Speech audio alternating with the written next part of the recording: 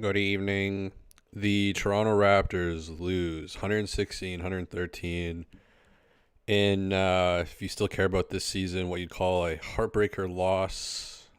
Scottie had the ball at the end, kind of exactly what you wanted, and they were down two. And instead of going for the W on a night where he was 7 for 15 from three, I was really hoping he was going to take a three, and he ended up he had Drew Holiday on him as well. So I mean, Drew's a really good defender, but you can shoot over him from three. But anyways, he decides to go for a drive and misses it. So tough loss. You had Dennis Schroeder missing a free throw. Holiday missed a free throw. Holiday almost missed a couple free throws down the stretch, but I thought this was actually like an interesting game for a bunch of reasons. A lot of the losses this year have just blended in together, and they've been horrible and awful and kind of a dread to talk about. But this game was kind of fascinating because I did not see the comeback coming at all. They were down by 15 midway through the third quarter. But what was special about this was there was no centers. Jakob came in for like a meme, 2 seconds to grab a rebound on a free throw, but there was no Precious, no Jakob, no Chris Boucher. And I know that the Celtics only had Luke Cornett, but I think the game plan was just like let him get his buckets. He's going to get, I think he had like 20 points or around 17 or 20 points around there. So like let him do that, let him cook a little bit, but like that's not going to kill us. And that's what really like kickstarted the Raptors offense, was just not having a center. It was really kind of fascinating to watch. Like they sub in Malachi halfway through the third quarter, and he did a really good job. He played differently than he usually does. I feel like he was much more aggressive and like making like better passes, getting into the paint more. And yeah, it was just the defense just kind of jump started. Really, like, I mean, OG's defense in the first half was kind of indicative of the Raptors defense. I just thought he was cheeks on defense in the first half. Like Brown wide open, like absolutely not a soul within 30 feet of him, and with no Jason Tatum, like wing on wing, it was it was kind of bewildering. I do really feel like OG has kind of slid. It improved a bit in the second half, but I do feel like overall in the last like 3 or 4 weeks, OG's just defensive game has kind of fallen off, which is so odd because I made videos about him shutting down Giannis, Wembanyama, but yeah, in this game he just was like very slow on the perimeter, not being anywhere near the ball in transition defense with Drew Holiday or Jaylen Brown just like walking into a three with kind of a half-hearted closeout. But talk about that in a sec. But to go back to the positives, I thought it was I really liked how aggressive Scottie was as well. I mean, 7 for 15 from three. I've never seen him that aggressive from three. I don't think he's ever shot that many threes in a game. Definitely pretty sure. Definitely pretty sure. Definitely pretty sure. That's my Rain Man impression, if you didn't pick up on that. But yeah, he Scottie, like I haven't, and so that's kind of, it kind of adds a little bit to that last play of like, oh, I wish he would have taken a three, because it kind of just felt like that night. When I checked, 30 seconds left in the game, Jalen McDaniels was leading the Raptors in plus minus. I hope that's still true, because that is, yeah, he ended the game leading the Raptors in plus minus. McDaniels, 15 minutes in the game. Kind of a wild experience. Few air balls. The three he was 2 for 7. I mean, he took 7 threes, which is kind of wild when you think like OG. That's how many threes like OG usually takes.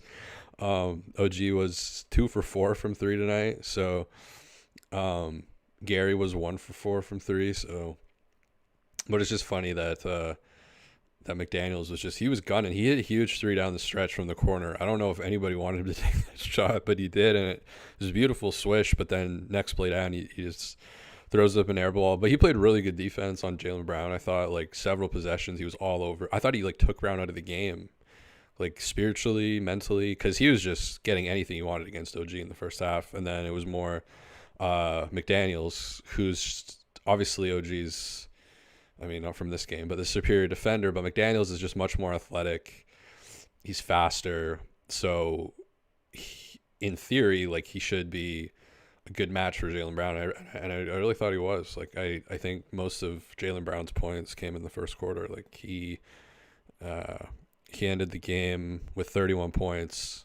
I think he had 17 in the first quarter, like something like that. Like, he just, the first quarter, he just was torching it, and I was like, all right, here's here's another blowout game.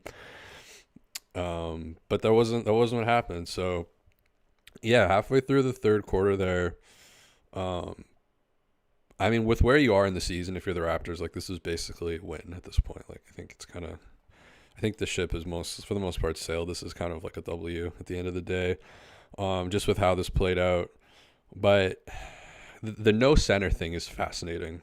Like, that's what really stood out for me in this game, is all of this happened with no centers. And I kind of had like a thought, like, during the game, like, whenever Jakob touches the ball, it's kind of like he's entering a new kingdom. Like, it's really like, it's just, I don't see him as this like great hub that he's kind of built up to be. I actually find him quite slow, and I think that it kind of slows down the offense. And I mean, coming into starting the game, we have, the same starting lineup that had his last game, and Scottie was like doing just really sweet, like, Halliburton style passes to Jakob, who just biffed one and then got blocked on the next one. And it's just like, it's not that threw Scottie out of his rhythm, but it's just like, God damn, like, you're going to need to be a lot more looking for your shot. And Pascal started doing that in the second quarter. They were having like Pritchard and White on him, and he was just backing them in and scoring. He was really good tonight. In the first half, it was basically just, it was so black and white in the first half of anytime Scottie or Pascal have the ball, good things happen. And when they don't have the ball, bad things happen. Like, it was that binary in the first half. It was almost like a dream or something. Like, it was very, very, very, very black and white. Usually sports are a little bit more granular. That was straight up, just like the only good things that are happening are when Scottie has the ball or when Pascal has the ball. And it is kind of funny. This is against Boston, obviously, who have two stars in Tatum and Brown with clear overlapping skill sets and like a previously kind of dog shit chemistry. And the organization decided to put shooters around them, and neither of them are like amazing passers or facilitators either. So, but it's worked. Obviously, it's worked really well. So it was just in that first half, it was funny to see that dynamic and to see OG just so disengaged. Gary just missing I mean, he was brutal tonight. He went back to his shitty floaters that he does, his plantar fasciitis floaters, where he's not putting his weight into the ground like he has been the last couple of weeks. He's doing these flails. He's looking for calls. I can't stand that version of Gary Trent Jr. I like when he puts 2 feet into the floor and lifts off and fucking shoots an actual floater. Did not like the bullshit he was on tonight. 2 for 10 from the field, -12. Don't know why he was back in at the end of the game. All in all, though, I do want to give Darko credit. I do think he did a much better job with the lineups in this game, just trying different stuff, riding guys that were working, riding McDaniels that was working, Malachi was working, and then just being like, fuck it, there's no center tonight. Like, none of you guys. Boucher, none of you. Jakob, first round. The reason we don't have a first round draft pick, $80 million. Another second half where you're just on the bench for basically the whole half. You just don't look NBA ready, buddy. Like, not only are you not top 10, you do not look ready for the NBA. I'm sorry. I didn't watch Jakob when he played for the Raptors really back when he had his original stint here. I wasn't locked in, but like, man, he does not look NBA ready at all. I'm telling you. And seeing Derek White in this game, I mean, the Raptors trade 2 draft picks to San Antonio and don't get Derek White. It's 2 first-round draft picks. I don't know if I clarified that. But yeah, 2 first-round draft picks to San Antonio. And you see tonight, what Derek White is capable of doing. I really like watching Derek White play. Super fun player to watch. Kind of like a Brandon. He's like a kind of has a Brandon Pajemski-ish to him, where just super high IQ guard, gets lots of blocks, like always in the right place, makes the right pass, can hit the three. He was just, I think, underrated in San Antonio. He was pretty inefficient tonight. Actually, he was 5 for 19 from the floor, but I thought his defense was incredible. 7 assists, 3 steals, 2 blocks.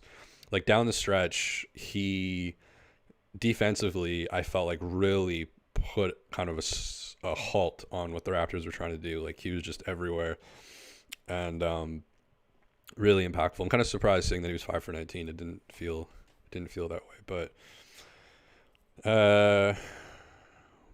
yeah, I thought also with Jakob, like the thing is, like, it's Luke Cornett. So by the way, what did Luke Cornett finish with tonight? I think he had like 17. Luke Cornett, 18 points. Only 8 rebounds. So you didn't get killed with having no center either with Luke Cornett there. Only 8 rebounds. And Jakob was just so weak against him. Like, just feeble. What did Jakob do in this game? Jakob Poeltl. I mean, he's 5 for 8, 12 points, 10 rebounds. Like, it doesn't look bad. But it just doesn't fit. Like, it just doesn't. The numbers be like, oh, that's good, and that's all in one half. He's only playing the first half of a lot of these games recently, but it just doesn't fit, and that's why. Again, it hasn't been this extreme, but we've seen this in the past where Jakob goes off the floor in the second half and the Raptors make a comeback, and usually it's with Precious and Boucher sprinkled in there. But tonight they're just like Scottie, like the combination of Scottie, McDaniels, and Pascal. Like that's a lot of length. And they really relied on that for like a backline defense. And I thought they held up like really well. And that's actually when the defense got a lot better. I think Gary played like good energy on the perimeter. Like he was much better navigating screens than OG tonight. My fuck. I know Jack gave OG credit and was like, oh man, it's, playing with number 3. What a difference. You got him on Brown. What an incredible, when Brown did the elbow extension. But like that was one isolated play. I thought in general, OG's defense was pretty putrid in this game, especially in the first half. But the Raptors in general defense wasn't super amazing. It really was a much different second half. We got some throwbacks in this game. I loved the Delano Banton nostalgia. The second he checks into the game, he touches the ball, bounce pass, turnover. Like he makes the most obvious. Like my mom, who like doesn't really watch sports, like if she was watching that game, she could have called like that where that pass was going. Like it was just like, I'm gonna look at the guy, I'm gonna like look at his feet, I'm gonna lock in, and I'm gonna throw like the slowest bounce pass, and the defender is right on his guy, and it was OG. Like I know he slipped a lot, but he's still good. He's still a really good defender. So that was hilarious, just seeing that right off the bat. You saw some O'Shea Brissett, and Svi Mykhailiuk came in and did like a Michael Jordan reversal. Like he's the type of guy you throw him in the G League, he can go off for 40. But even in this kind of context of the NBA, it is funny that the Celtics have kind of taken a bunch of the Raptors' expended capital or like asset capital pool, and gone with, taking a flyer out on Delano Banton, Svi Mykhailiuk, O'Shea Brissett. They had Jem Penny before. So I think there's probably there's an Azotam maybe type of guy in the Celtics who's watching the Raptor games. Maybe Doughton will end up going over there. Maybe we'll see that happening. But yeah, just kind of funny. There's playing some of the hits tonight for the former, because you would see that once in a while from Svi, even in a Raptors jersey. Like he would just get a crazy dunk. Never hit more than 3 threes in a game, which is funny. But once in a while, he was good for just a crazy like front page of r/NBA. So we kind of got, that was kind of a nice. We saw O'Shea Brissett miss some shots, so it was a nice reunion for all the former Raptors. And Delano did not really. I think. Correct me if I'm wrong. Let me check the box score. Delano had 1 shift in this game. Where are you, Mr. Delano Banton? He played 2 minutes in this game. One turnover, 1 for 1 from the field. Good for him. -4. And Sui Mihailuk 7 minutes. O'Shea 15 minutes, but they weren't the Celtics bench weren't really that huge. It was that 31 burger from Jaylen Brown. The first quarter from Jaylen Brown, I felt like, just when you let a guy get like 18 points in the first quarter, it's just it just sets things up really poorly. Like, you really just scraping from behind, and they did like as good as you can do from behind. But again, it's like the same old question: why do they get themselves in this position? And so I felt like Scottie in the third quarter started getting more aggressive, looking for a shot. I don't know if that's what Masai calls selfish basketball. Didn't really ever get a clarification on that. It's just selfish, which I guess means that we need to give all of these guys, like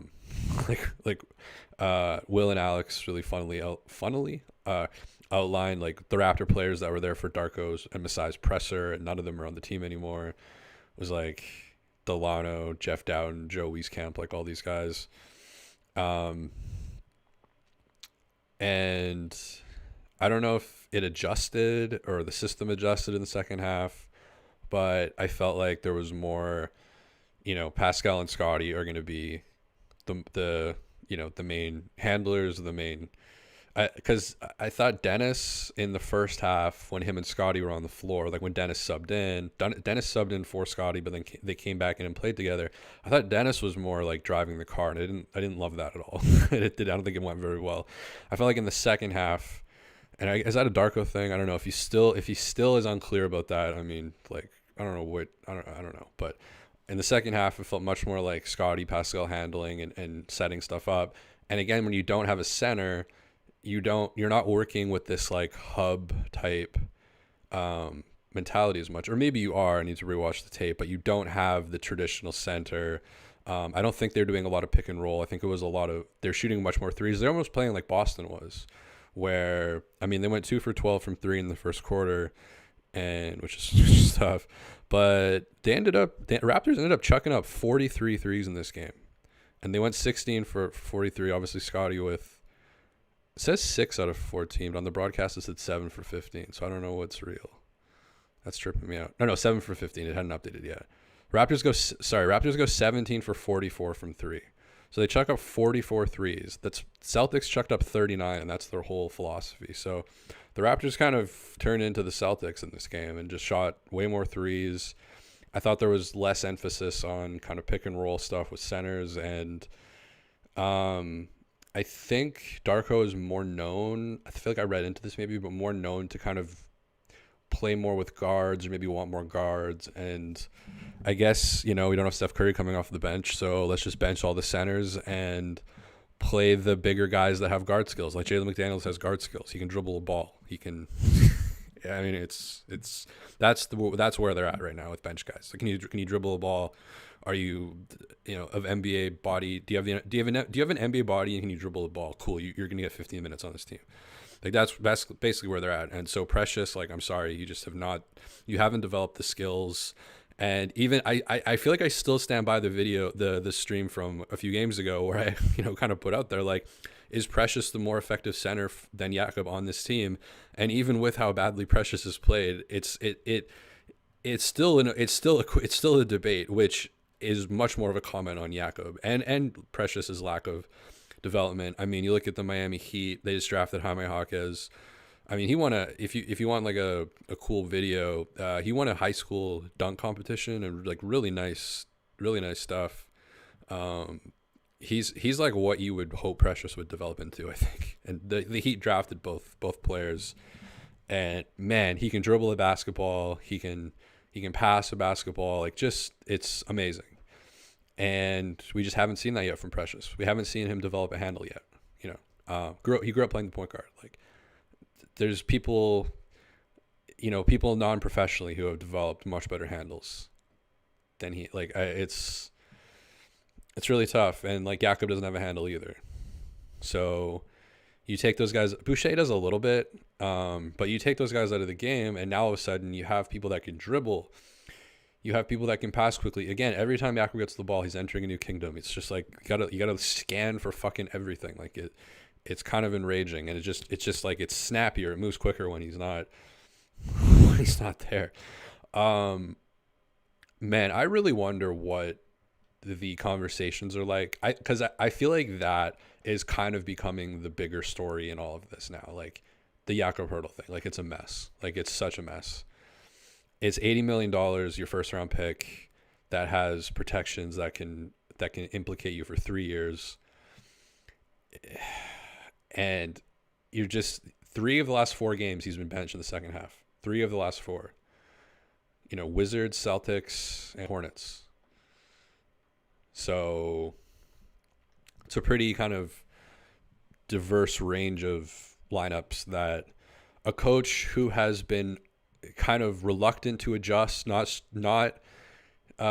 messing with the starting lineups after 28 games, going with a lot of pre-packaged TV dinners type styles and kind of hockey switch type things. He, to Darko's credit, has really abandoned a lot of that. And the first adjustment that he made was benching Jakob in the second half of games and just being like, sorry, buddy, like you're not ready for this. You're not ready for the Charlotte Hornets. You're not ready for the Washington Wizards. You're not ready for the Boston Celtics. You're not ready for Kada. You're not ready for Luke Cornett. Like, you're just not. Like, you do not have the NBA ability and talent. Sorry, not talent. But this, like, the basic skills. Like, you can't shoot from beyond 3 feet. You can't hit a free throw. You can't dribble. And that it's like that's the thing that's so glaring. That's the thing that's so obvious. I mean, he's averaging 2.2 assists a game as like a hub. He has a higher turnover rate than assist rate. He has 17.9% turnover rate per 100 possessions and a 12.3% assist rate per 100 possessions as your hub. Theoretically. Doesn't make much sense. And so it's just been so obvious that that's the one thing Darko, that was the first real adjustment that Darko made of like, wow, this is it's so poignant. You have to take action on it. Or else it's just like a joke. And he really has. And yeah, so 3 of the last 4 games, Jakob, sorry, not getting the second half. And now it's moved on to Precious. It looks like we saw last game, Precious only came in because of foul trouble. And now in this game, Mr. Precious Achiuwa, what did you play in this game? You played 2 minutes in this game. I thought it was a little bit more than that. Okay. Yeah, you played 2 minutes in this game, and I think, 5 minutes in the last game? So 7 minutes, that's what happens. NBA moves quickly. I've seen many a Precious Achiuwa in my day. NBA moves quickly. So monitor that situation because all these guys that Masai has talked up in the pressers have either gotten rid of them or they're kind of at the end of the bench. So including the guy that you gave $80 million to and a first round pick for is starting for you, but really when you need to win a game, he's the ninth. Jakob turns into about the 9th guy when the stakes become higher. So I consider that like, I don't know. I don't think he's top 5 in terms of how you would categorize the depth of the team. I think it's more who are you going to in the clutch. Like finishing games is much more important than starting games, in my opinion. You could debate that, but yeah, we had all these stories about. I guess the Siakam OG stuff is still probably bigger just because of the players that they are, but I don't think people saw how big of an albatross this Jakob thing is like coming. I definitely didn't. I didn't think it was a great fit, but I didn't think it would be like it when you make that commitment, when you not only make that commitment financially, but you've committed essentially this season. Because are they winning a championship? If they're not, then it kind of turns into what do you get from the draft? I guess there's wins and lessons, but essentially like you parlayed that. That's the wrong word, parlay. I don't know anything about gambling, But you went in on Jakob last season, and now you're at this point where like I don't it just and I don't see it. And the thing, because honestly, like the thing is, like, no disrespect to the man, but it's been from day one of this season. I just haven't seen it. Like, there's been 2 or 3 games where he's looked NBA ready, and for the rest of it, I mean, unless you're spoon feeding him down low, which again takes the ball, and he doesn't have a crazy usage rate or anything. It's actually quite low, which is, also kind of funny, because the reason his usage rate is so low is because he can do like 2 things.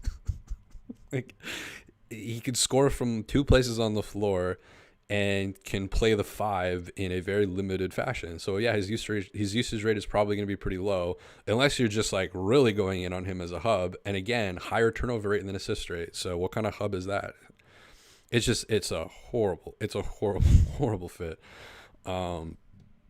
I know Will entertained Jakob to OKC. It's like, yeah, that'd be. Let's take Shea, who just craves driving into open space. Let's put Jakob in that fucking mix. Let's just put a bunch of mud on the floor. So I don't know, man. I guess Evan Fournier or something. There'll be some trade I expect, or maybe, I don't know. But yeah, that's just the fascinating part. If I'm an NBA journalist or whatever, I'm writing, the title of this video, Scottie Barnes leads comeback with 0 centers. Not even Jakob got a taste on 1 free throw to get a rebound, I believe, but that was it. And yeah, just going, down the stretch of the game. Again, you got to give Darko credit. Like, also, I really got to mention this. 9 minutes. People aren't going to remember this play. I kind of even half forget what happened, but 9 minutes into the third quarter, but I remember it spiritually. Scottie, like, saved the vibe. Like, there was a turnover and something happened, and he just, like, I think Derek White got an easy bucket, and Scottie just, like, booked it down to get the ball, and then ended up getting I think he ended up getting OG the ball, and OG got a bucket. And it just, like, it was like that moment that it felt like the game was on the brink. And then once again, as it kind of always is with him, he's the one who brings the game to his level. Like, he brings the team to his level. And in this game, he's really aggressive. Taking 15 threes. Like, that's, I don't think he's average. I think he's probably averaging half that on the season. So, yeah, I think as any fan, or coach or whatever, like, this is a really good development. And I think in the second half, the Raptors were much more down the stretch. There were a couple of plays where Scottie and Pascal didn't touch the ball. That was with Dennis. That was kind of ugly. But I felt like in the second half, the Raptors were more than they normally are clued in that, like, hey, Scottie is the one that's, leading this charge, and letting him, because there's been a bunch of games where he just, like, hasn't scored in, like, the fourth quarter. And I felt like in this game, yeah, he just had more opportunities, I think, in this game. And that just obviously helps the comeback. Like, they were totally out of this game, down 15 in the halfway through the third quarter, and it comes down to 1 possession. So, and he obviously led the way. And yeah, the Raptors, honestly, like, it's crazy to say, and I feel like I need to preface this by maybe needing to rewatch this again. But I actually felt like the Raptors defense clicked into motion when OG went off the floor. Halfway through the third quarter, Malachi came on it. And it's just, and Jakob got subbed off as well.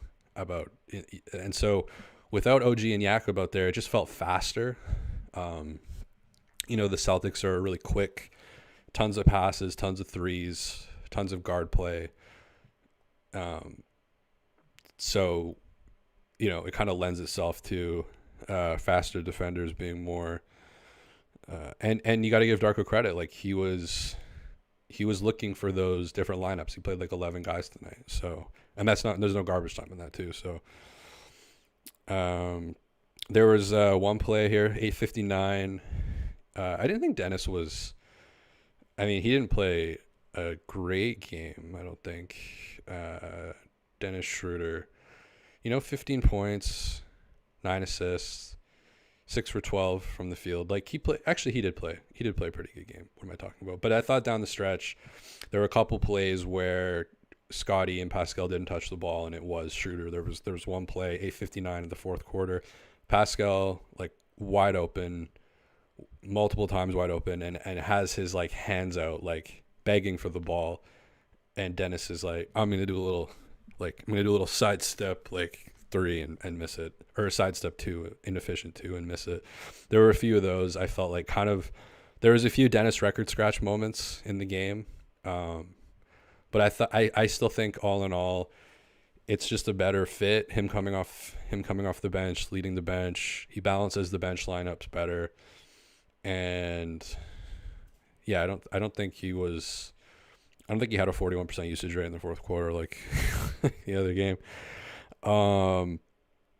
They put Gary back in, which I thought he was pesky on defense, but offensively, yeah, he was back to his like little floaters that are just tough, and the three ball was not going in. And then down the stretch, got some missed free throws, but ultimately Scottie had, and this is something he's kind of got to grow into, and I think will grow into. But I mean, it's good that it's not like he passed it off. Like, it's not like he didn't want the shot, but, and this is just my opinion or whatever, but as a viewer, when you're shooting like 50% from three and you're on the road, Jack made that point on the broadcast. I don't know if it's that black and white, but it's an interesting point. I think in overtime, home teams definitely usually, because the crowd just goes nuts in overtime and energy. So I kind of understand. I do understand that. And he had Holiday on him, so Holiday's not going to block the three, or like Scottie can shoot over Holiday.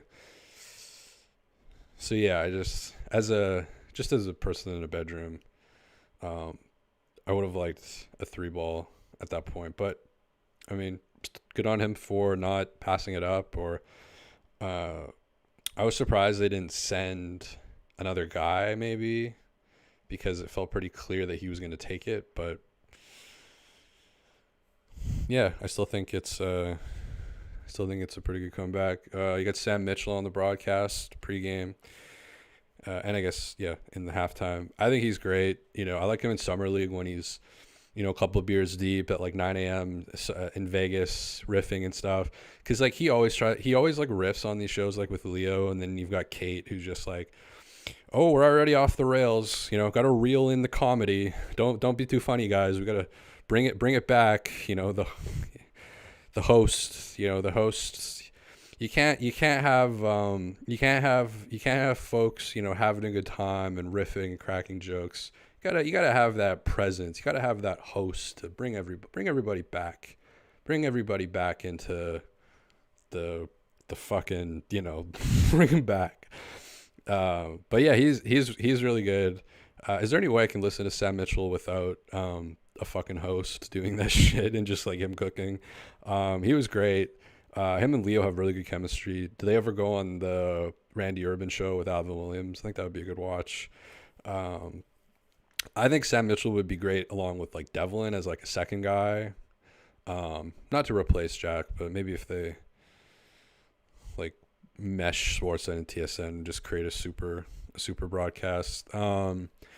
Again, you've got the courtside reporters talking like, oh, I spoke to so-and-so before the game, and they said this was a big game and that the Celtics are good. And again, I just go back, Savannah Hamilton's mom follows me on Twitter, and now I still follows. We'll keep that situation. It's a live situation. We'll keep that updated. Sometimes when I tweet, I'm like, this is going to be the one that I get the unfollow for. But in general, the courtside reporter position, I said this a million times, but I just wish I would get something like from the game, like a personal experience, something that feels like something you experienced at the game. And I know they don't design it that way. I know it's people in suits and who have degrees in communications. These are the very important people. They don't communicate for a living, but they have a degree in communications, and they designed the outline of how the position kind of is. So you got your host, and again, the host is there to bring everybody back in. Everybody's got to herd the sheep here. You can't go off on your tangent or your joke about this. Like we have a strict schedule to follow. This is sports. This is very serious. This is very serious. You cannot go off the rails during sports. Got to give it to them straight, and it's a family show. I don't want anything to offend me and my beautiful family at the sports game. If I'm at the stadium, I'm hearing every word in the dictionary. But if I'm watching in the on the broadcasts, keep it clean, keep it safe, don't go blue with anything. But yeah, the court. I talked to OG Anunoby, and he said the Celtics are good and that they have to play hard tonight. And it's like, I talked to Svi Mihailuk, and he said that the thing with the Celtics that's really cool is that they care about the details. Okay. What happened? Whose outfit did you like? Did someone spill a drink on the floor? Did someone say something funny in the crowd that you heard? Did a certain player go up and hug another player that maybe you were like, oh, how do they know each other? And then you can go quickly on your phone and go, oh wow, they were okay. Like can we gather something from the experience? Like, there's only 0.001% of the people interested in this are actually at the game. You are one of those people. What are you experiencing with your life? That's all I want to know. It's my one little request for the courtside reporters. But it's not going to happen because I know all the broadcasts are kind of like that. And the courtside reporter, unless somebody gets injured, then it's live. That's the only reason it's ever in the moment is when there's an injury, not anything else. So kind of weird in my opinion. It's always something that's bugged me for like 10 years. So that's my little spiel.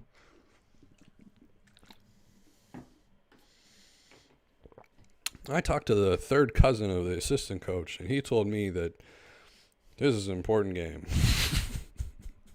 He told me this is a good team, and we have to play hard today. And honestly, like, I don't have anything against the players for being media trained. I know how the media works. I've gone to school for some marketing bullshit. I had my own blog before that I sold for, did decently well on that. But I totally understand why players stonewall and just are like, yeah, it's a good team, I got to play hard. Like, if I was an NBA player, I wouldn't tell these people anything. I would be digging up their articles on Grammarly, shouts to Doug Smith, and being like, hey, your articles consistently get 81 out of 100 on Grammarly, and you're like the Dawn. You get the first question and all the pressers, like, you're kind of the king, and you just don't respect the written word. Like, that's what I would say if I was an NBA player. I'm sure the PR would absolutely love that. You probably have to be really good to get away with that. If you're like a star, if you're Kawhi, you could do that shit. You can get away with it. But if you're like Luke Cornett, probably you can't. You can't be that much of a dick. Speaking of dick, didn't see Grady tonight. He continues to kind of be in this weird, like, last time I checked, he had the 17th highest field goal percentage on the 905. Tough, like, not only 29% from three, but 32% from the field. Last time I checked, 143rd highest percent 3-point percentage in the G League. Last time I checked, not ideal. So he's kind of in this weird position where the Raptors don't have a ton of guard depth. Ideally, you know, if there's any position that someone could slot into, it's his position, and he's not able to get minutes when he comes up, and when he's in the 905, he's got the 17th highest field goal percentage. So, and 15th highest true shooting percentage. So I don't know. It's a very difficult situation. Christopher, what the fuck? Who the fuck is this fucking dickhead? What the fuck? They're gonna have fucking Hawkeyes. I'm sorry, I didn't mean that, but I like the UCLA Bruins. Speaking of the UCLA Bruins, there's a good little riff between Matt and Jack about Kevin Love's cologne. I forget what it was called, numbers or something. He was a UCLA Bruin with Russell Westbrook, Aaron Aflalo, Umba Amute, is that the guy? And who else was on that team? Darren Collison. That's right. Luke Umba Amute, I believe. Correct me if I'm wrong. Apparently, when I read the chat, everyone just leaves the video. This is what my analytics told me. The second I start going through the chat and reading it, it's just like half the audience just goes. And I got to admit, some of the comments on this chat are just like brutal. I got to stop reading all the comments out loud. Maybe I think at the end I'll go through them. But yeah, in general, it's been tough. It's been interesting. But I will look through them. I haven't forgotten about you, chat. But it's just in general, I don't think people are vibing that too hard with the LeBron James, Russell Westbrook trade proposals that I for some reason read because I feel like I have an obligation. But it's something for my therapist to talk about with probably. Did I talk about how the Raptors gave up 2 first-round picks to the San Antonio Spurs and didn't get Derek White? I think so. Celtics. Speaking of the Boston Celtics, have you heard of them? So for Christmas, my mom gave me a really nice gift. She converted a bunch of old videotapes, mostly from grade 8. I don't know why grade 8, but that's the year. When I was in grade 8, she brought her video camera to the games.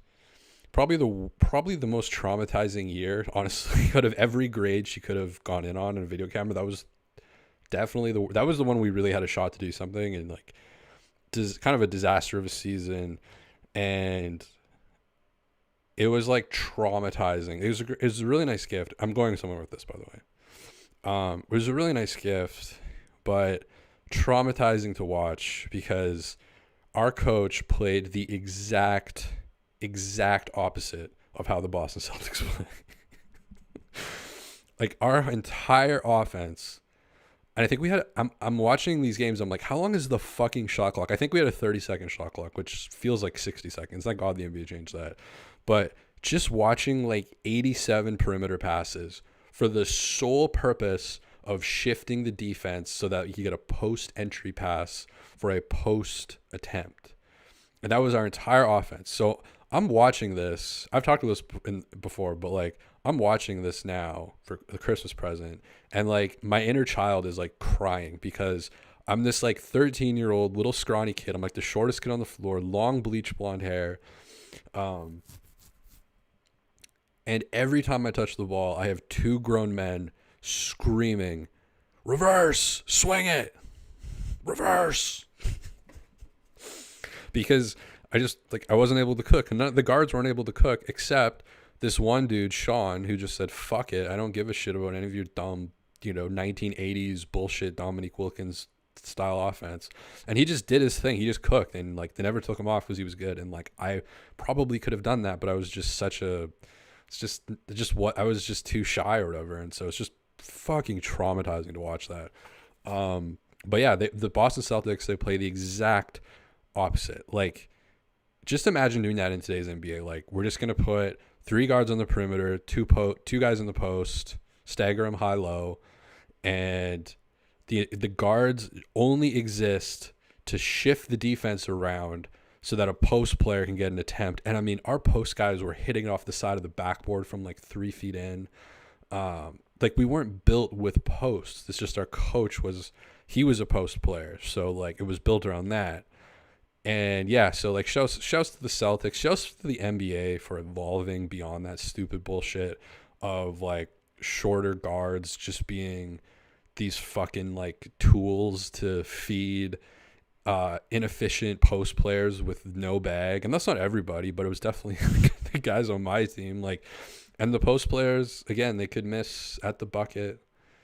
And it was whatever, high percentage chance. Coach would always say it's a high percentage chance. But if you miss if you miss 2 threes, you're on the bench for the quarter. So that's other great way to instill confidence in shooters. Like 1 3, if you miss it, like, okay, but if you miss 2 in a row, like, buddy, like, get ready for the bench. Get ready to learn bench. So that was a tough watch. That was my Christmas gift. Got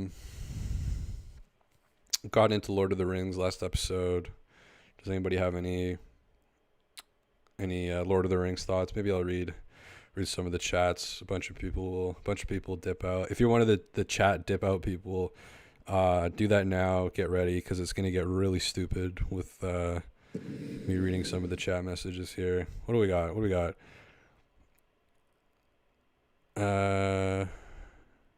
Vegan grass, bro. What people want interaction. You go off on long rants a little when responding to chat. That's probably why. No, it's actually when I open up the chat like I'm doing right now and read these stupid messages out loud. That's when people log off. And like, I don't even give a fuck. But I just want to be somewhat cognizant of the end viewer. Mazar says Jakob Portal is soft. Pascal's shot is like corkscrewing quantum physics. Yoda would be a great free throw coach. Sam is Sauron's mouth. Malachi played good D tonight. Tough game from OG and Trent, says Devin Smith. Curious if Pascal knows he needs the rebound on the final shot for a chance of winning. He was trying to make it. Pale Fox, if you don't shoot many free throws, does the free throw percent matter? Yeah, I want to give shouts to the refs tonight. There was only like, how many free throws? 20 free throws for the Raptors, 20 free throws for the Celtics. Beautiful. Yeah, the Raptors go 13 for 20 on free throws, so that's tough. Pascal missed 3 of them. Gary missed 1. McDaniels missed 1. And Schroeder famously missed 1. So, yeah, the final score was 120-118. I think I said 116 before. 118-120. So, yeah, a couple more free throws. Boom. Just looking at the box score here. That's funny too, Vegan Grass. Like, you think more people would leave because I'm not reading their messages? Like, are people that has it got to the point where people are dependent on me they need interaction to watch? Or is it more likely that I'm just reading a bunch of really dumb messages and the average person watching is like, I don't give a fuck about this? What's more likely, Mr. Vegan Grass? By the way, I remember you shitting on me once before when Scottie watched my videos. You're like, yeah, but you didn't watch very many of them, or very much of them. So I'll never forget that, by the way. I don't forget any of this shit, by the way. Stevie, did you see Darko's water bottle slurp? No, I did not. You're a good commenter, though. So, no, I did not see that, but what was the time stamp on that? I didn't really notice any, like, Raptors-y moments videos. I'm already working on like 5 episodes right now, so I kind of didn't want any. The only thing I kind of really know was like Pascal was like visibly pissed at Dennis for not swinging the ball, but that's not really it's not really I don't think it was that damning, That's the problem with this season, though, is like there's just been less action. There's been less brawls. There's been less like funny shit. I think when a team is not super like in line, like spiritually or whatever, it affects that stuff. And so now we look onto the Detroit Pistons. Which, again, I've been on the Pistons bandwagon since loss 14, been locked in. And yeah, it's like I was, the Pistons like search traffic has never been this high since like 2004, I think, when they won the championship. Like, people haven't been this interested in the Pistons since 2004. And they really fell off a cliff like 2008. They traded Chauncey Billups for Allen Iverson. The whole championship core had kind of broken up. It was Ben Wallace, Rasheed Wallace, Tayshaun Prince, Chauncey Billups, and who am I forgetting? Rip Hamilton. That core, Joe Dumars, I think. Was he still on the team? Am I an idiot? He became the GM, but he was there in the 80s. I'm on drugs. Who came off the bench for that team? But anyways, 2000. I actually am on drugs, by the way. So 2008, they really fall off a cliff, and since 2008, they've been like, I guess I don't know if they've had the worst record, but I'd say they got to be up in the top 3 or 4. Like, and they've had multiple GMs just totally mess things up. They've drafted a bunch of players in the top 10. Like, they drafted KCP in the top 10. He was like good, but not really a top 10 player. They drafted Stanley Johnson in the top 10. They tried to build around Rodney Magruder. They signed Ben Gordon to a huge contract. They had this one really random year with Jeremy Grant that just like didn't really do much. It was kind of like the Blake Griffin thing. Blake Griffin had an All-NBA season in 2018 with the Pistons, but it's just like, I don't know. Like, they've never had like a solid kind of team built around like a concept or a player. Like, it's just, their roster has just like never made sense. They just kind of have these like randoms, and the random that they have now is Bogdanovich. Like, I mean, man, imagine going from that Utah Jazz team that at least you're in the playoffs like every year. That's got to be one of the biggest like fall offs in terms of like the roster you were on to where you're at now. That's a big fucking drop off.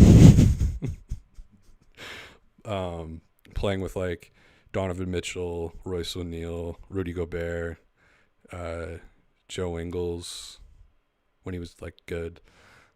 Yeah, big drop off to go to Isaiah Livers, and I think Asar Thompson will be good. He's just got to figure out how to. I think someone put out the stat that I could be wrong, but I kind of believe it based on just eye test that he has more airball threes than made threes. So tough in 2023 for a top 10 pick. Tough, man. It's just tough. Like, I mean, I just watched part of the segment with like Tim Legler on JJ Redick. They talked about how like defense is just, you really don't need like the number one defense anymore. I think a lot of people got tricked by the Detroit Pistons originally, that 04 Pistons team. But now the NBA is just at a point where offense is operating at such a high level. So to take a top 10 pick that doesn't have a shot. And what's really funny about, I mean, you can't take any credit away from Masai and Bobby drafting Scottie like they did, but like he didn't have a jump shot back then either. And I'd be fascinated to hear, like, were they ever on record saying like, we 100% believe, or not 100%, but like we strongly believe Scottie will shoot like he'll go 7 for 15 against the Boston Celtics. Or did they draft him being like, maybe? It's just funny that they've literally never prioritized shooting above all else except for Grady, and then he has the 17th best field goal percentage on the 95. It is kind of funny. So, I mean, obviously great pick, but at the same time, I think that's more Scottie for developing into a player that I don't think, because even like Giannis doesn't shoot threes well. I mean, Giannis has never shot threes like Scottie's shooting right now. So even if you had him as a Giannis guy, like, yeah. And again, that continues to be the bright spot in this whole season is him. And, you know, Doug Smith, the Wordsmith, that'd be a good nickname. He put out a piece being like, the trades are inevitable. It's like, are they? So yeah, again, it comes down to front office to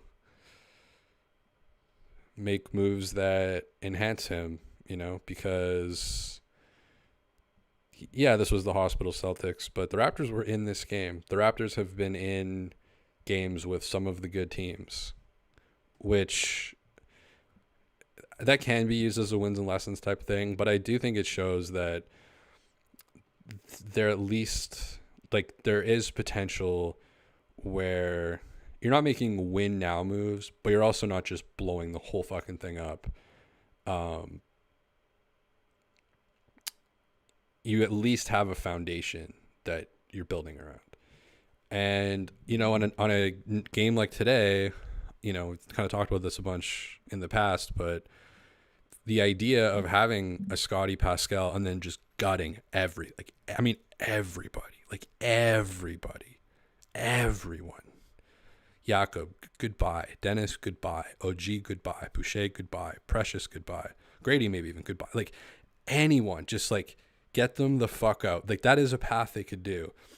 And if they just have Scottie and Pascal, that's a decent starting point to, like, if you make good trades on that, you could have a good team relatively quickly, in my opinion. Like if you don't do stupid shit like, I don't know, trade the 2027 first round pick for Patty Mills or something. If you actually make good trades, I don't know if, I mean, good trades in relation to what the players are worth. I think a Scottie Pascal centered thing, you're going to have a defensive floor with those two. Like, you're never going to just have a complete dog shit defense with those two. I would hope, in theory. Like you saw tonight, the two of them plus McDaniels. I mean, yeah, you got Luke Cornett, but he's not small, and he only had 8 rebounds tonight. So, I mean, obviously against the big guys like Embiid and Jokic, you would probably struggle a bit, but what team doesn't? You know, you can't really build your roster around that, I don't think. At least not right away, in my opinion. Like, you're not going into these trades being like, how can we compete with the Nuggets this season? I don't mean that at all.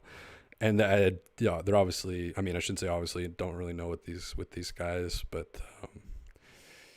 yeah, I you know, on a game like today, could you imagine just having Pascal and Scottie with guys that can you just pray. I don't pray, but in theory, you just pray that they get people that can dribble a basketball. Like Jonte Porter looks really skilled. Like when you watch the 905, it's like that guy has skill. Like he has hard skills. It's like, you know, computer science. It's like, oh, you know Java, you know Python, versus like, yeah, I know how to do like I can rejig a WordPress through the back end of a cPanel and route an FTP client and do some customized PHP code. It's like, well, yay. Or it's like, no, I actually know like Python, Java, and fucking Ruby on Rails or something. You know, that he has the Ruby on Rails stuff. So, you know, I just hope they don't hire, or they don't get a bunch of like HTML dorks that could turn into Java developers, and actually get people that know how to build shit, can build software, know how to write a fucking function. You know what I'm talking about? Can dribble a basketball, can make a floater. That's why, like, honestly, that's why I wanted Julian Strawther in the draft in the 20s. Like, if you can move into the 20s, can you just get one player that can hit a floater? Like a guard, sorry. I know Scottie can hit them, but like a guard type player, can you just get like one of them that has any type of game in that range that can do runners, floaters, you know, from 4 to 10 feet in that range? Because the Raptors have like nobody. The Gary ones are tough. The Dennis ones are tough. Scottie does. But other than that, like, there's no guys that really have that. I don't think he does floaters all that much either. Like, he can do them, but that's not really something he goes to. I just think having none of that, just like, it's another thing that limits the offense, in my opinion. It's just become such a prevalent shot. And, you know, speaking of my grade 8 basketball tape, which maybe if the Raptors do a Pistons thing, we'll talk about the Pistons maybe in a sec, but if the Raptors do a Pistons thing where they lose 28 games in a row, I think I'll just do post-game shows in my grade 8 basketball games. But speaking of that, like, you just were not allowed to do a floater back then. Like, you just, if you did a floater in a game like that would be like doing a 3-6, like jumping up into a 360, doing a behind the back pass through your legs out of bounds. Like, that's what it would be like to our coaches. So, and I remember hearing, I can never verify this, and I wish I could, but I feel like I remember hearing or reading or whatever, and it always stuck in my brain that Nick kind of didn't like floaters, like in general, just wasn't a fan of floaters, runners. And I mean, yeah, when you have little to no guard play, it's a bit of a chicken and the egg, I guess. I don't really know but like you see Maxey, for example, it just adds such a different threat when you're But so I just want the Raptors to have more of that threat, more of that pull up threat, people that could dribble, people that I don't think in today's NBA, like what NBA team that's really good is built like how Masai wanted the Raptors to be built. Is there any? Is there any? Like, is there one? I was thinking about this. Is there like you could maybe make the argument Minnesota with 3 centers, but that's kind of, and even with that, like Anthony Edwards is the primary driver in a lot of it. So having this like roster, and so like with Boston, like, you could kind of call Pascal and Scottie. I don't know if they're really wing players, but forwards. Like you can still have 2 forwards. I'm not saying you can't have that, but having a whole team of one architect, and you're like so deep at that position that it's kind of comical that even though you're so deep at that position, you got Jalen McDaniels closing the game tonight, leading you in plus minus, taking 7 threes. And no disrespect to him, he has not been great. I think coming this game, he was what was it, like 5 for 29 from 3 or something? That couldn't be right. I can't remember him taking 29 threes, but maybe he has in garbage time. But he just has not had it this season, and so even though you're so deep at this position, and I don't even know if the vets are on the team. Like, is Garrett Temple and Thad, are they on the team? Like, I don't even, again, they traded a first-round pick. I'm stealing this from Will, but they traded a first-round pick for an assistant coach. And they got rid of their head coach, and 3 of the 4 top teams in the NBA are coached by Nick or his coaching tree. So you've got Nick in Philly, Adrian Griffin in Milwaukee, and Chris Finchy, Office UK, incredible. Chris Finch is probably the best character, Office UK. Go watch the shoe scene where he throws shoes over the building. Just that scene is better than any American Office scene ever. Just that one scene with the trivia night in the bar. Anyways, Chris Finch, Adrian Griffin, Nick Nurse, 3 of the top 4 teams in the NBA. And once again, in trade scenarios, the Raptors got nothing for it. But they traded a first-round pick for an assistant coach in Thad Young. So,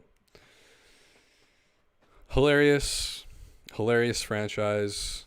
Or I should say this hilarious iteration of the franchise the last few years. It's definitely a lot of jokes to be had. I think in a less interesting game, like there's actually stuff to talk about in this game, but I think in a less interesting game, I just want to, like, if they lose against, I don't know if they lose against the Pistons. Maybe if they lose against the Pistons, I'll just do my grade 8 film breakdown of my grade 8 game.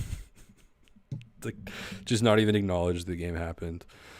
And oh my God, I saw such a funny comment in the Pistons subreddit. They're worried about it too. Like, they're like, Monty Williams needs to be investigated for not starting Jaden Ivey. Troy Weaver needs to be fired from GM. And I don't know what I'll do if we lose against the Raptors. It's like, oh, damn. Both sides are like, fuck, we can't lose that game. They should just, they got to bring Dwayne Casey in for that game. Just like, Monty, take the evening off. We're paying Dwayne like $1.5 million. But I mean, the counterpoint, which is honestly so funny, but just with the way that management is, like, they've kind of infamously got this very unpopular kind of like cokehead crazy guy, Tom Gores, as their owner. So who knows, like, maybe he's enjoying, because the Pistons have not been this relevant since 2004. Like, searches have not been this high since 2004. Viewership has not been this high since 2004.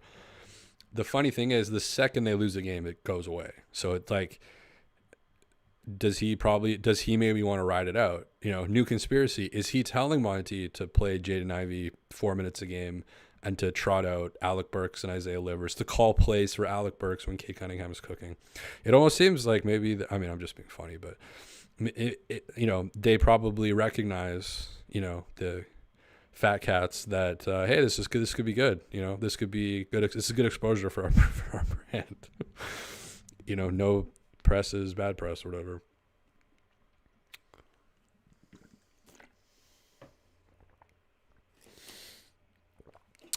But yeah, I expect the Raptors to come out against the Pistons. That game is Saturday, which is tomorrow. I think it's an earlier game, so set your alarms. I mean, if they lose that game, it will be. I know a lot of some people are saying that if they lose it, that will pressure Masai into doing something. Does Masai watch the games? I don't know. Is he like locked in like that? I don't know, but it would be like, and then other people are like, oh, you should feel ashamed if you're cheering for a loss. I think some people just want to make jokes from far away and not suffer any consequences, which I'm kind of in that boat too. So either way, it's kind of funny. It's either big history or the Raptors are that team. I do think that if it gets into that situation, like if it's something sticky, like in the third quarter or something, like I do think it's going to be Scottie. Obviously, that's probably going to step up. That's who I would bet. And then you're going to see a Monteverde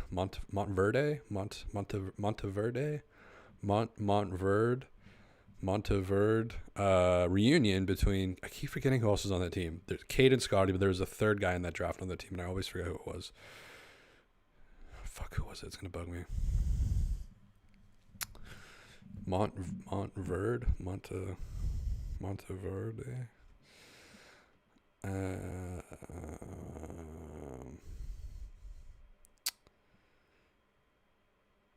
But yeah, I think that's it. Couple last comments here. #FreeCade. Pistons fans are plotting to put laxative in Raptors water bottles at halftime. They don't have to go for that far. Vegan grass. We shit the bed regardless. It's pretty good banter here, actually. Moses Moody. I know LMAO.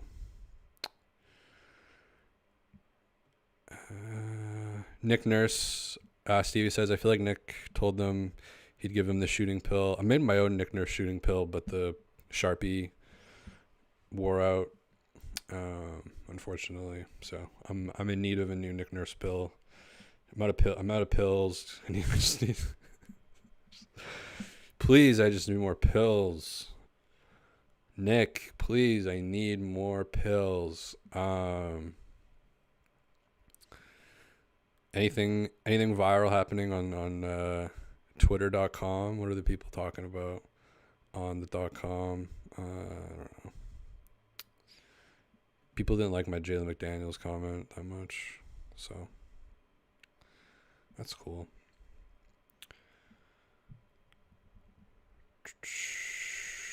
Yeah, the Toronto Raptors lose to the Boston Celtics 120-118. Scottie Barnes 7 for 15 from 3. Next up, the infamous Detroit Pistons. The D, home of Jay Dilla. He died in 2004. The Pistons won in 2004. Was it 2006? It was 2006 or... Died of lupus at 32. And actually made donuts while he was in the hospital. 2006. Okay. So Detroit has been suffering since like 2006.